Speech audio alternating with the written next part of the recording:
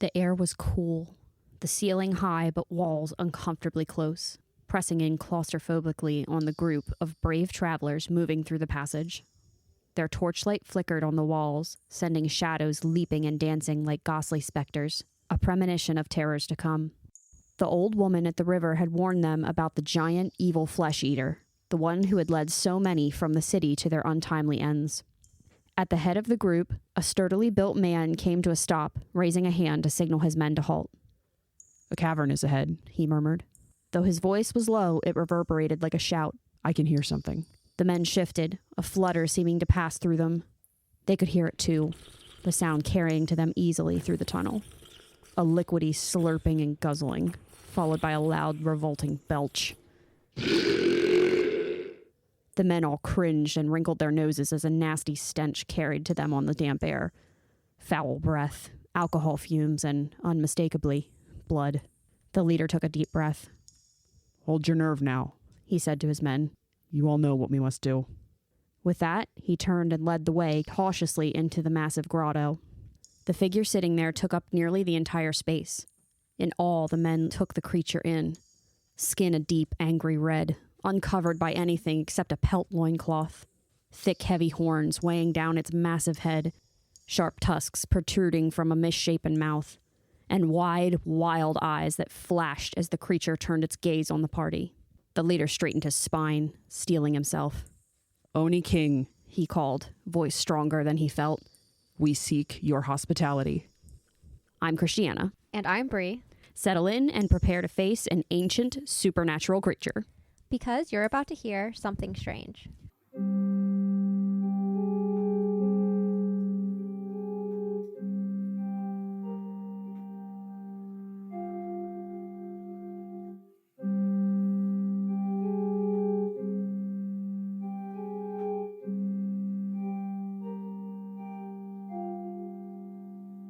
Welcome to episode 42, Oni. So I'm going to give some quick trigger warnings here right at the top of the episode. There are mentions of incest. Oh, great. And discussions of humans being eaten. What is an episode if not including cannibalism, right? I wasn't sure what to call it cannibalism because it's not humans eating other humans, but it's still humans being eaten. So Oh, it's not. Okay. it's not humans eating other humans. I think that is just called special meat. Lunch. To throw back to our episode with Frank and Sage. Yes. Shout out to the Triple Triple U U. podcast. I think that's just called special meat. So what do you know about Oni? I know a little bit. They're not demons in our sense of demons. Yeah. But they're similar critters. I used to listen to the Myths and Legends podcast a lot, and there were a bunch of stories because these are from Asian folklore. Correct. Japanese? Yes, Japanese. We get a little bit into that, but primarily Japanese. And so there were a lot of, in Myths and Legends podcast, he would go through Myths and Legends, right? Sure. So there was a lot of that. I know some of the stories kind of tangentially, but I don't necessarily know that much about Onis as a being. So I am going to give a quick heads up here, strangers. This one is super, super wiki heavy. There are also a lot of translations and descriptions of Japanese culture and folklore that I did my best to portray without going too deep into the weeds with things, because there was a lot of rabbit trails I kind of had to follow to make sense of the main research I was doing. Because some of this is based in specific religions that I am not familiar with and that kind of thing. If there are any Japanese listeners out there, first of all, thank you for listening. That's incredible. But also, please write in and I will correct any mistakes. My goal is never to misrepresent anyone's culture or spread any kind of incorrect information. So just wanted to put that out there before we got really into the thick of things here. Into the thick of it. Does your brain go into the it's a kid's anyway, I can't think of what the thing is now. That's okay. Someone's gonna know exactly what I mean out there. Is it the into the thick of it? Is that the actual word? Is that? I think so. Okay. See, yeah. I don't know what it's. I know it's a kids thing. I don't know know it's a what kids thing. kids thing is. Listen, my niece is 10, so like the little stuff I don't necessarily know. Yeah. Although we still like Bluey a lot. That's fair. We like Bluey a lot. I have not really watched Bluey. Bluey is very good. You should watch Bluey as an adult. I've heard that from multiple people. It's great life lessons. It's incredible. We listened going sometimes when we drive because I take her everywhere. Oh, we listen to a Bluey podcast. That's like extra stories from the episode. oh, that's cool. Yes. Anyways, sorry. Anyway, so what are Oni? What are Oni? What are they? Oni are a type of yokai, a supernatural spirit in Japanese folklore. While a part of Japanese folklore, they were allegedly introduced to Japan by China. It translates into ogre or demon in English. Those are two very different things. They are, yes.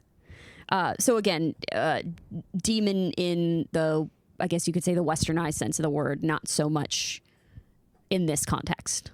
Fair enough. Oni are known to bring disaster to places as well as being disease spreaders, and their main job is to punish souls in hell. They're thought to live in mountains, caves, or hell itself. As one does? As one does. I actually did think this was interesting. It was kind of a fun tie-in to our episode about my experience in the Mayan cave. Did you see an Oni? I didn't see an Oni, but we talked about in that episode about caves being considered portals or gates to the underworld. True, yes. So I just thought that was like a cool, like, oh, hey, look at that. Fun little tie-in. Yay. It's always fun to talk about hell. Yeah, why not? So Onis are extremely tall, like giants, and extremely strong and fierce. They generally have red or blue skin, though there can be some variation to these colors. They have crazy wild hair, at least 2 horns, sometimes more. Tusks that, quote, look like fangs. Cool. 3 fingers and 3 toes. Cool. Per hand/foot. They wear rough pelt loincloths and carry heavy clubs. And they're also thought to be magical. They're sometimes portrayed with shape-shifting powers and powers of thunder and lightning. That's pretty nifty. Yeah. As tough as these supernatural entities are, they aren't completely invincible. They can be banished through ritual or even simply outsmarted. And they can have their power taken through righteousness or even just being a deeply compassionate person. I'm sure you're going to explain how this works later. Sort of, yes. Okay. So early in Japanese history and folklore, all spirits and monsters were considered Oni before, quote unquote, Oni took on its own specific meaning. Okay. The story of the first Oni comes from a story in Japanese folklore. Keep in mind, to understand this Oni creation story, we're going to need to discuss some specifics regarding a certain Japanese religion, as well as some specifics to Japanese folklore. So bear with me. Which one is it? Creation of time and space. I mean, like, what religion? I believe it's Shinto. That was my guess. Okay. We're going to need to discuss some specifics regarding a certain Japanese religion, as well as some specifics to Japanese folklore. So bear with me. I did my best to make this all make sense. But if I have anything incorrect, Japanese listeners, if you're out there, please write in to correct me. I will not be offended. So first we have the creation of time and space. At the beginning of everything, 3 divine beings emerged, along with Takamagahara, the high plane of heaven. Also, I do not even remotely speak Japanese. Again, please write in to correct me. I think you're going to have some hard words in this one. Yeah, I have a lot of what's it mean? Phonic? Where you write it out. Where you write it out the way it's pronounced. Phonetic pronunciation? Phonetic, yes. So Takamagahara, the high plane of heaven. The 3 divine beings were known as kami. Mm-hmm. In the Japanese Shinto religion, kami are the worshipped, according to Wiki, quote unquote, deities, divinities, spirits, mythological, spiritual, or natural phenomena. Important note here, kami are not strictly human/humanoid figures. They can include natural forces, spirits of the venerated dead, and even like elements of a landscape. Because there's like wind kami and like rock kami and... Mm-hmm. Yep. The 3 kami created the universe. 2 more kami, energy and heaven, joined the original 3 at a later time. Next, a pair of lesser kami, who were brother and sister, emerged. They were in charge of creating Earth. I'm not sure if that means Earth the planet or like soil, like dirt. I'm assuming the planet. Unfortunately, the brother and sister were also married to each other. And there's the incest warning. There's the incest warning. And they had children together. One of the children was Fire. Fire ended up wounding and killing their mother, who transformed into a kami of death in the afterlife. I'm not sure if that was accidental. Did death exist before this? That I'm not sure. Like, is this their creation story and also their story to explain why death is a thing? Potentially, yes. I don't know. Like I said, I don't know for certain. I think this was just kind of like what it reminded me of is this is like the creation of everything. Okay. She, again, wiki here, quote, who gave life in the physical world, continue to do so in the underworld, ultimately creating the very first Oni. I'm not exactly sure what that means, if she was technically the first Oni as a kami of death, or if she herself created the first Oni, like if she physically created that. She got lonely down there and needed some friends. Yes, she did. Also, I feel like I need to specify... I would think people probably don't hear me say commie and mean communist, but I feel like I need to specify this is spelled Kami. Is that okay? Is that why like a trigger warning? A kamikaze is like a wind spirit, right? Heavenly or divine wind. Oh, okay. So it might be divined from like kami, yeah. like a wind kami. Yeah.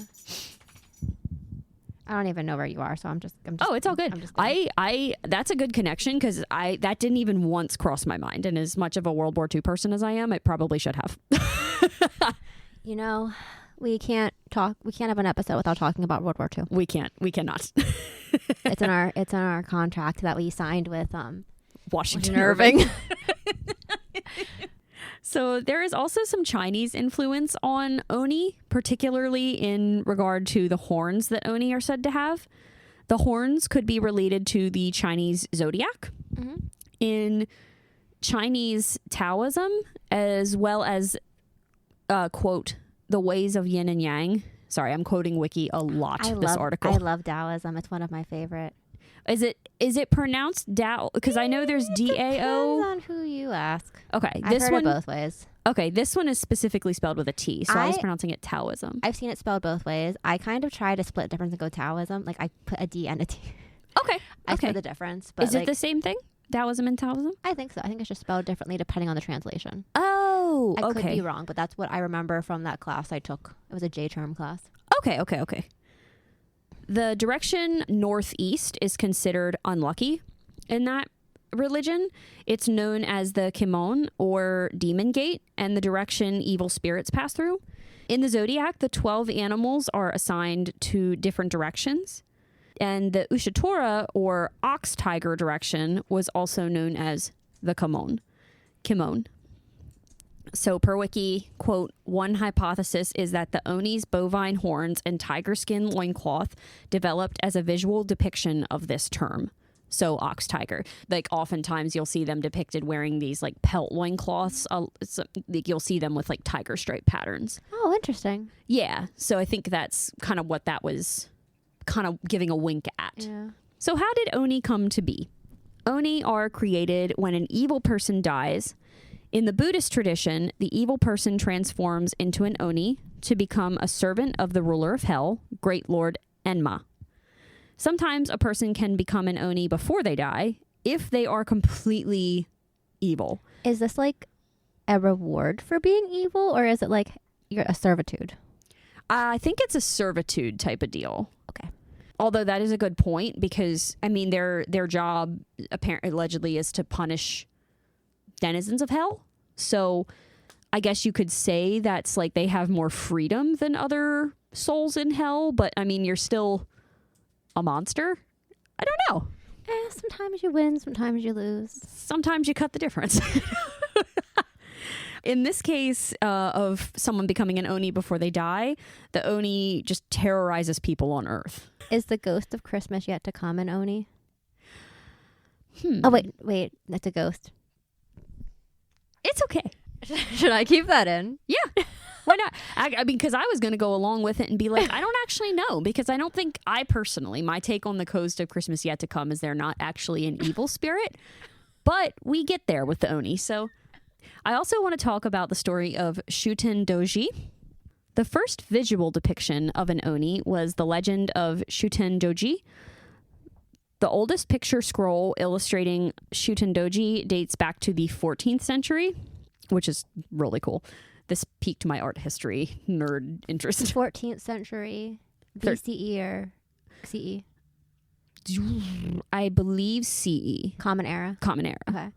It was not specified, though, to be 100% transparent. Or I guess AD for people that follow that system. Right, AD or BC. I believe AD, so like 1300s. Who exactly is Shuten Doji? That was my next question.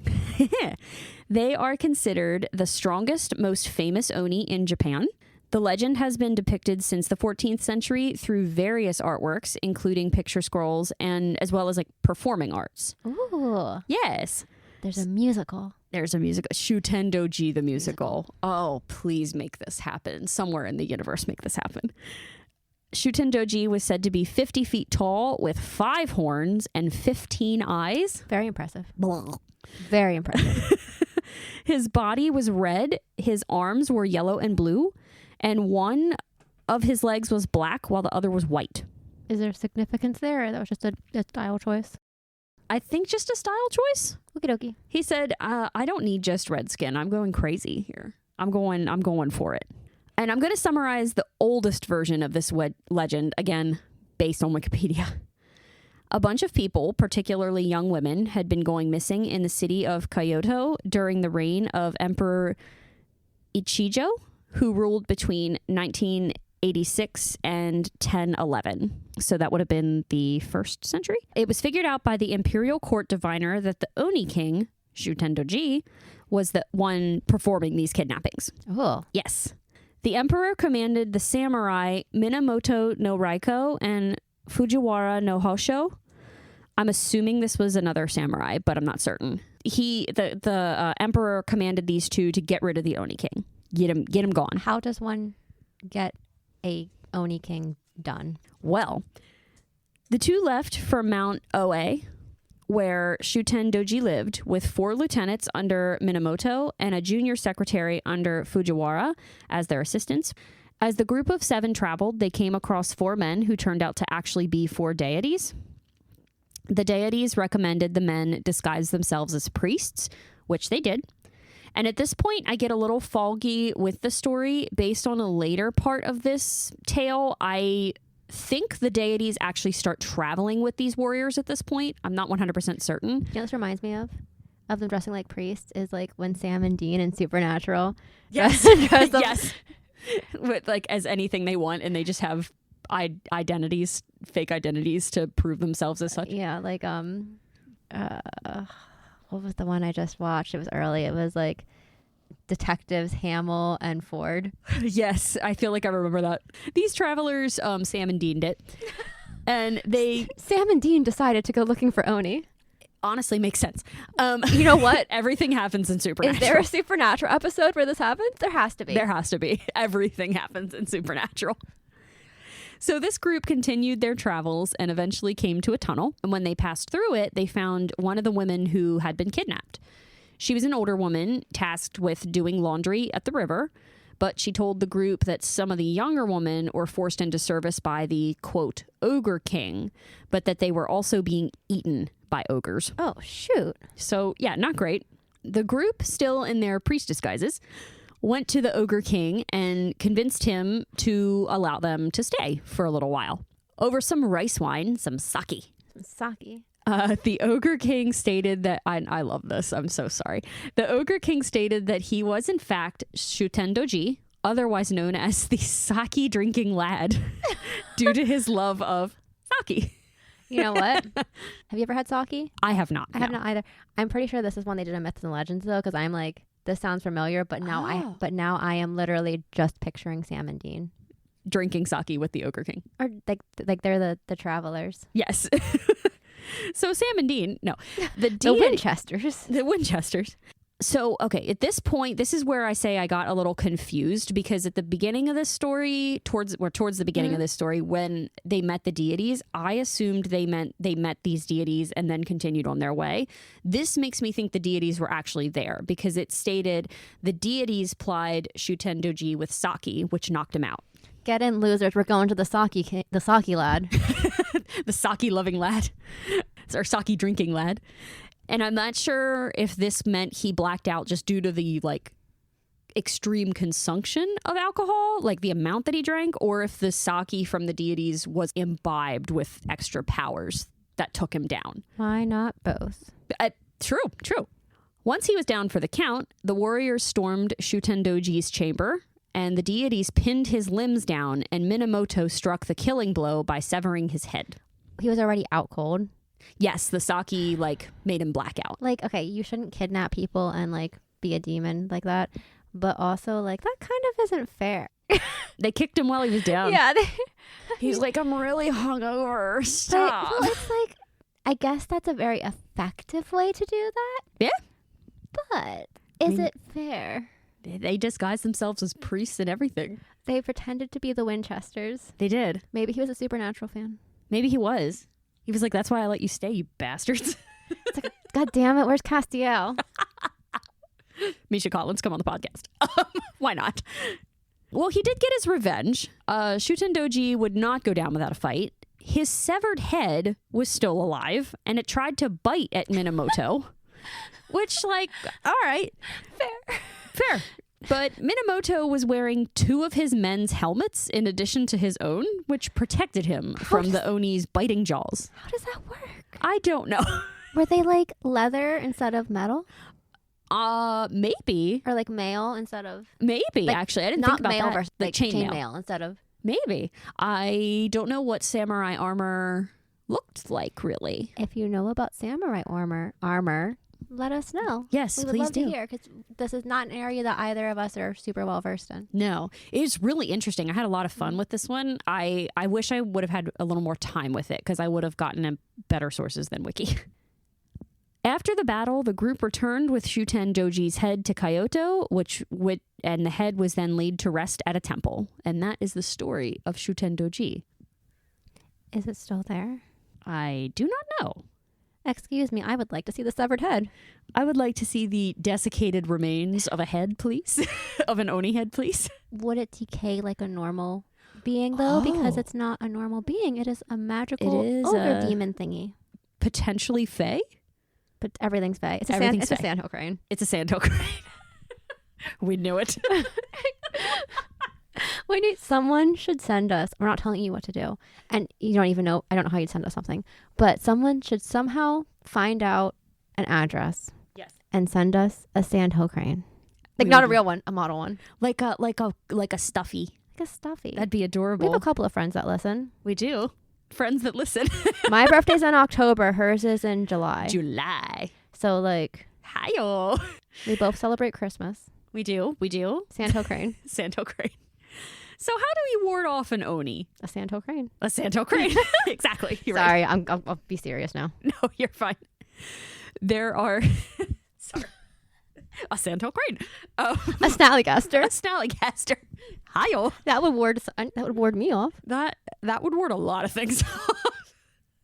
Hell with a dragon. If I came up on a tower and I was like, I'll rescue you, and a snallygaster came out, I'd be like, just kidding. Put your tentacles back in your mouth. Oh, that'd be the end of it for me. Just like That'd be the end of it for me. Drop the sword. Like, you win. I'd just like, nope, you can keep them. They're fine. They're yours. They're yours. The person needing rescued in the tower is like, really? So there are some ways to ward off and or against an Oni. Okay. Most popular is throwing roasted soybeans at them. You just yeet. Do they have to count it? I didn't see anything about counting, Well, just throwing them. Fae things. It's like you count the beans. To count or the salt or the... Right. Well, what I learned is this custom stems from the period of 1336 to 1573. There's 2 different origin stories where this custom comes from. The first is a legend that a monk used used roasted beans to throw at the eyes of an Oni, and that made him run away. I think it like hit him in the eyes and burned him. The second origin story is that the symbol for the word mame M-A-M-E can be written in a couple different ways. So here we go. Like edamame. Yes. Like edamame. Yeah. Beans. Beans. That's how I talk to dogs. Beans. So one way to write the symbol for mame means bean in English. A second way to write the symbol translate to the devil's eye. And a third symbol is actually the symbol meaning mametsu, which translates to destroy the devil. So there's... What was the second? Beans? The first way to write the symbol means bean in English. Like that's what it translates to. And then devil's eye? Yes, the second way to write the symbol translates to the devil's eye. And then it's destroy the devil? Yeah, that's a third symbol. So I think it's like the symbol, but it's all like written out slightly differently. Again, I'm so sorry, guys. Not my language at all. Okay. In the years 1603 to 1867, throwing roasted soybeans as a means to scare away Oni spread to Buddhist temples and shrines where the religion Shinto was practiced, as well as it spread to like the average person as well. You throw beans at them. Why not? Why not? You know, burn their eyeballs out. That's really dark. Sorry. So the question is, though, are they actually that bad? Are they bad? I imagine you're about to tell us. We've talked a lot about how Oni are historically seen as pretty bad critters. However, is that actually the case? Not necessarily always.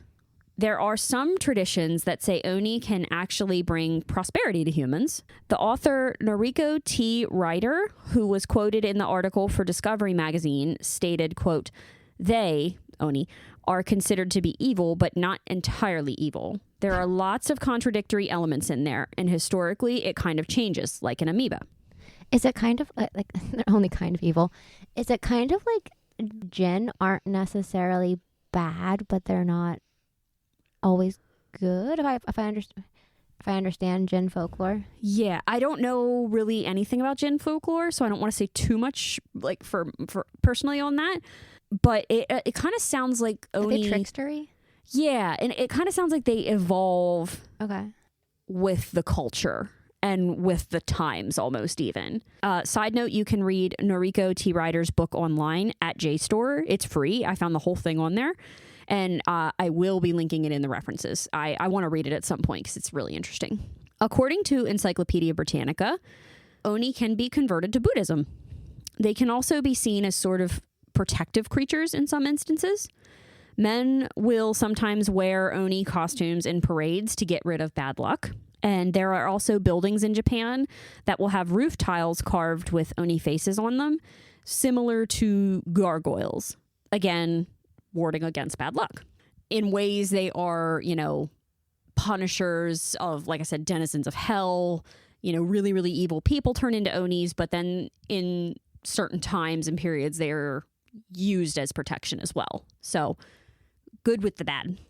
I mean, that's very similar to like gargoyle lore. Lore, though, isn't it? Because it's like they're these terrifying things, but they're also used in and of themselves as warding, to terrify worse things, potentially. There are even some folk stories that show Oni in a positive light as protectors and aid bringers to humans. While these don't seem to be as common, they do exist. And I want to recount another Oni story here quickly called The Red Oni Who Cried, that paints Oni in a much better light than they are typically portrayed. So once upon a time, there were two Oni, a red and a blue one. The red Oni wanted to be friends with humans, but humankind was afraid of it. This made the red Oni so sad that it cried. He's tender. The blue Oni came up with a plan to help the red Oni. The blue Oni would, quote, attack people in their homes and let the red Oni, quote, save them, essentially making the red Oni into a hero. The plan worked fantastically, and the red Oni was able to become friends with humans. The blue Oni, however, was afraid that the humans would be confused if he stuck around. Be like, why are you still here, but all of a sudden you don't want to hurt us? So it left.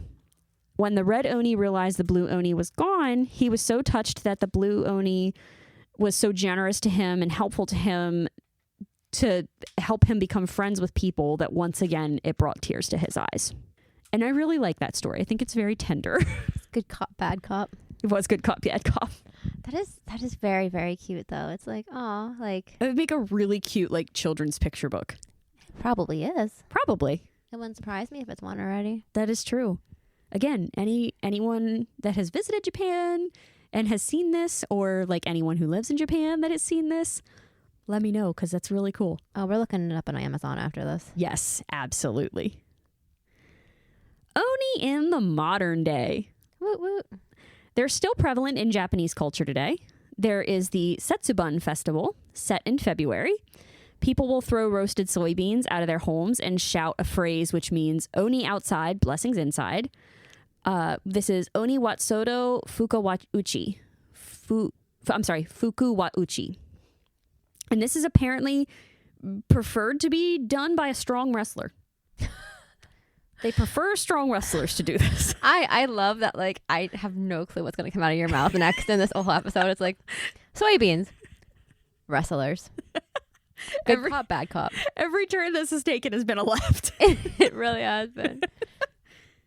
The festival is, there is also a charm meant to ward against Oni, and this is created around the same time as this festival. The charm is made from holly leaves and here we go again, sardine heads. What's the significance of the sardine heads? They just don't like them? I guess. I mean, I don't blame them. That would ward me off too. Yes. And holly is toxic. So I'd be like, wow, y'all are really rude. Mm-hmm. I don't think I knew that. Yeah. I'm pretty sure. I don't think I'm making that up. Well, we know we know it's not venomous because it doesn't bite you. Correct. Yes.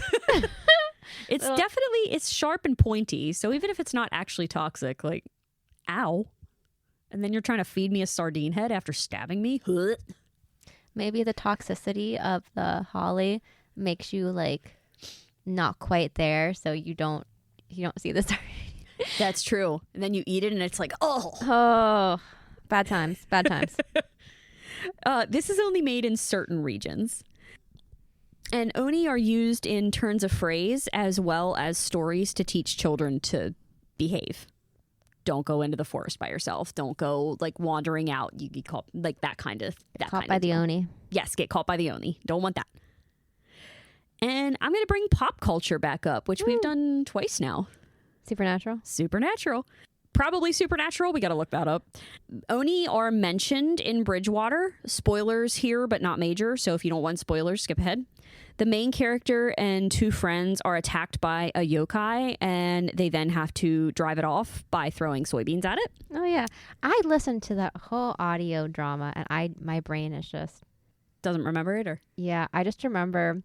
I'm not gonna say what the plot twist was, but when the plot twist happened, I was in the barn and I was like, I knew it. I screamed what it was, and the horses just looked at me like, what? Okay, Mom, just go for food. But I was like, I think I was brushing Stella, and I was like, I knew it. She just. This is the same horse that a spider jumped out of her tail, and I screamed bloody murder, and she just looked at me like, oh my god. Okay. She said, all right, Mom. The horses just looked at me and they're like... They do have a way of doing that, don't they? Just the mare stare. They just went... Now that you have Reggie, he'd be like hooked on it with you. He'd be like, yes, tell us more. Reggie would be like... Oh my goodness. A yokai? A yokai? And the girls would be like... Okay. I have a gelding barn. Most of them aren't mine. And I have a mayor barn, and they're all mine. And it's a whole different vibe. It's a whole different vibe between the two barns. It really is. Any horse person that is listening will get this. A mare is a female horse. A gelding is a castrated and male horse. Yeah. It's a whole. They're two different species. Mm-hmm. I love a mare. Another pop culture reference to Oni is Critical Role, my current hyperfixation. I have a new one. Tallis and Jaffe, please come on the podcast. I don't know who that is, but I support. He voices. I love honestly, the whole cast of Critical Role come on the podcast because every single one of you is fantastic. Taliesin Jaffe voices my favorite character in the Mighty Nine. That's how I got into Critical Role. So sorry, guys. And I'm not going to explain where the Oni comes in for Critical Role because it is a major spoiler. But huge thanks to Matt Mercer, the GM, for the campaign that this creature is in. Again, I'm not going to talk too deep about it because no spoilers here. And different articles I read also show that Oni are featured in different anime. I have not gotten into anime yet. I feel like it's only a matter of time for my brain. It's inevitable. I feel like at this point it's inevitable. And there is also a Netflix show that I need to finish watching. It's like a mini series. I think it's only like 4 episodes, but it's called Oni Thunder God's Tale. And this modern depiction actually shows Oni in a good light.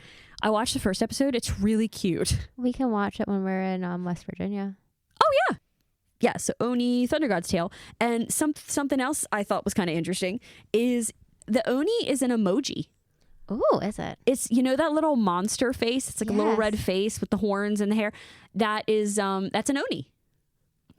So depending on if you use that emoji very much, you see Oni frequently in your life. There is, hold on.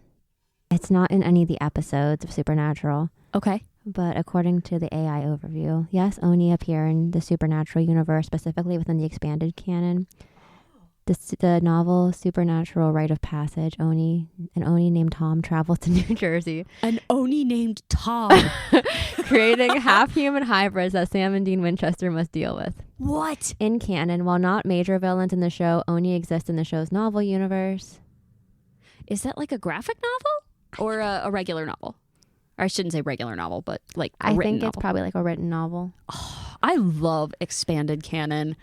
Oh my God, I love it so much. Well, we're going to have to watch with our eyes. No? Well, yeah, read. Yeah, kind of watch. Yeah. I don't know why I don't know why that was so hard. I mean, that's fair though. I mean, you're technically watching a book as you're reading it. What's the difference between reading with your eyes and watching with... What the fuck am I saying? We have not been drinking. We say this every time. It's like the dumpster fire in that is my life is just the eternal flame at this point. It is the third migraine in 7 days. My eye won't stop twitching. But you know what? I'm not laughing at you. At least we know there's Oni in the Supernatural expanded universe. Hell yeah. And Sam and their name is Tom, and they go to New Jersey. Of course he does. Why the fuck wouldn't he go to New Jersey? Going to see the Jersey Devil and eat some donuts. The Jersey Devil, I feel like if it's a good Oni, I want to know if he's a good Oni or a bad Oni. I don't know. Okay, I'm going to have to look this novel up. I did not know there was novelization of the Supernatural universe. When we drive to West Virginia, we have 6 hours. Oh, Whoever true. isn't... Oh, we get an audiobook. I was like, whoever isn't driving can read it out loud to the other person. Well, if it is an audiobook, we could find it. If not, I know that would be easier. I was like, we could read. I'm like, wait, we could just listen to it. Yeah. Okay, we'll have to find this. All right. I just took out my laptop. It's fine. For those that don't know, because we keep talking about West Virginia, we're going to Mothman Fest. We are. We're so excited. I'm going to miss my brother's birthday. Oh, no. I just realized that. Oh. Well. Because it falls in that window. Yeah. I can send him a picture of us and Mothman and be like, Happy birthday. Happy birthday. Wait, can we get like a cameo from Mothman? I sent it to my brother. As he's like lifting. Like, happy birthday, bro. You even lift, bro? Do you even lift? Do you even chase cars in the dead of night, bro? Can you fly 100 miles an hour? Bro? Bro, he's a Jimbo. So, any closing thoughts about the Oni? So, I knew a couple of stories from Myths and Legends podcast, which is a great podcast to check out.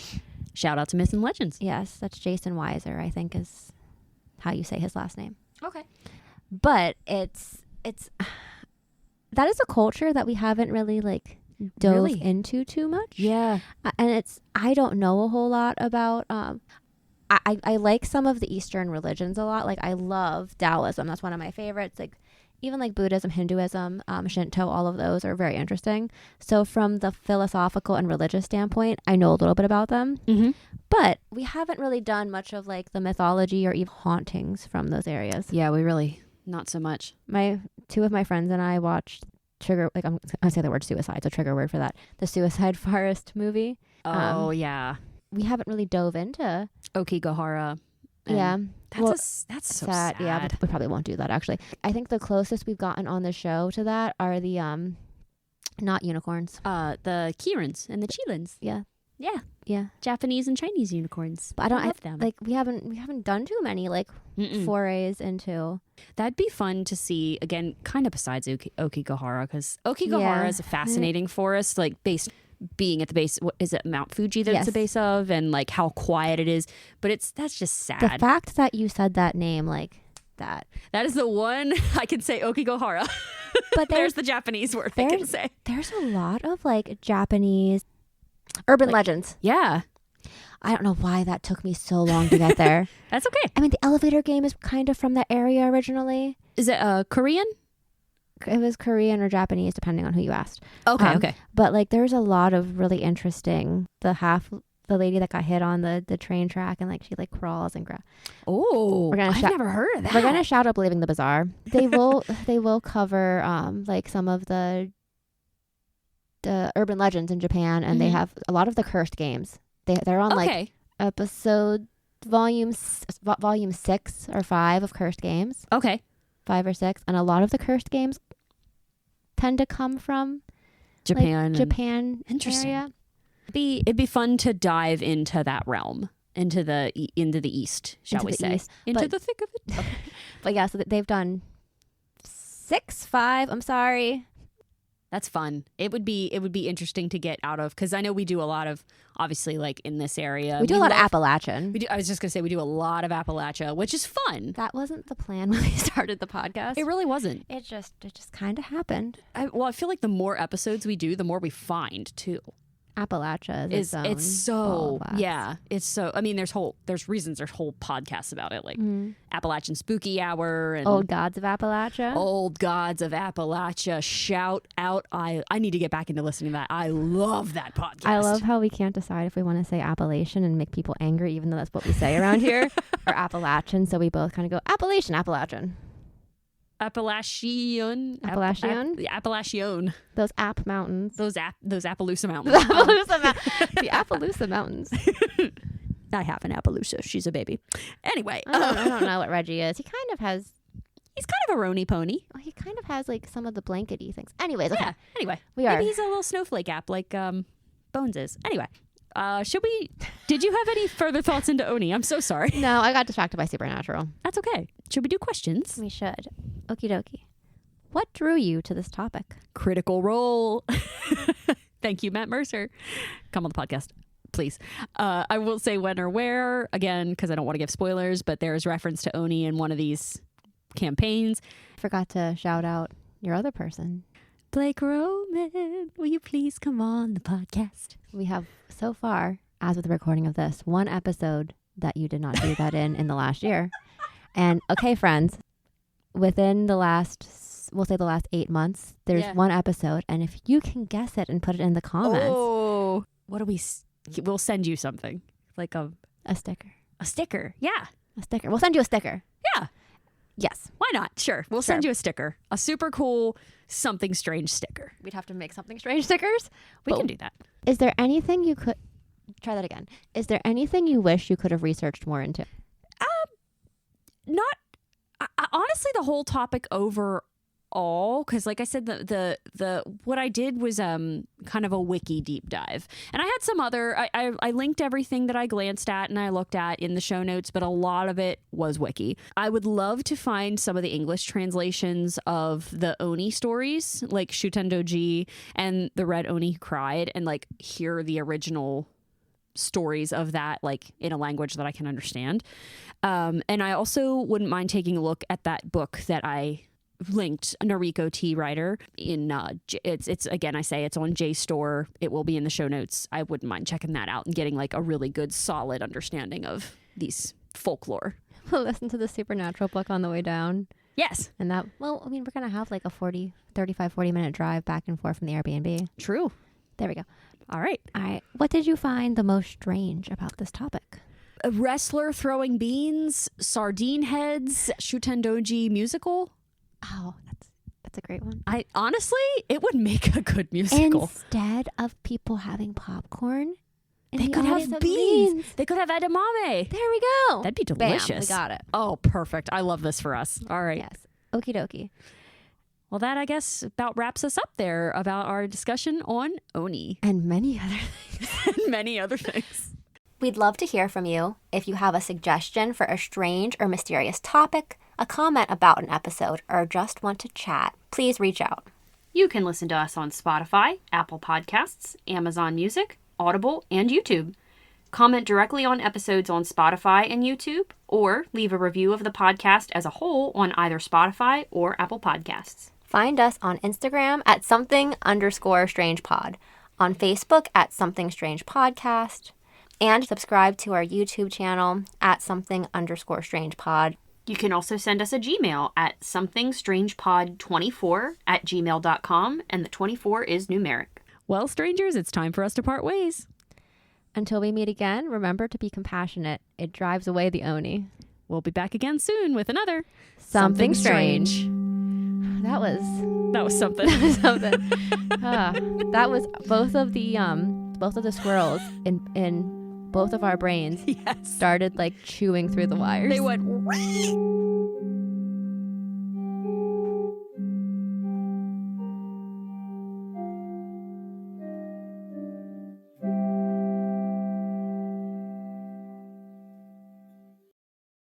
Hey, he's Kian. And she's Em. And together we're the hosts of Do You Dare. So, Do You Dare is our podcast where we discuss all things true crime, All things paranormal. and all things history, mystery, and beyond. Plus, don't forget the aliens. Oh, that's silly of me. How could I forget those? We're just two British siblings with mics, hoping to bring some spooky, some twisted, and some downright sinister to your ears. If you like what you're listening to right now, type in Do You Dare into wherever you get your podcasts and join us as we delve into all things dark and spine-tingling with our customary British flair.